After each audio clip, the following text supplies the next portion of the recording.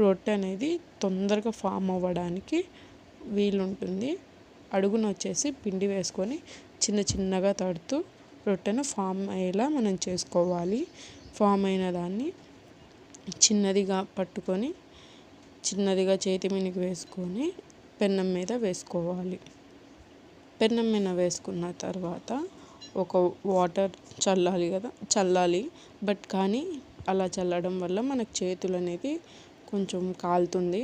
అందుకు నేను ఒక క్లాత్ తీసుకొని ఆ వాటర్ని అలా స్ప్రెడ్ చేశాను. ఇలా చేసి ఇలా నీట్గా ఫామ్ చేయాలి. ఎక్కడ అనేది గ్యాప్ రాకుండా నీట్గా ఫామ్ చేసిన తర్వాత 2 సైడ్స్ని తిప్పి కాల్చుకోవాలి.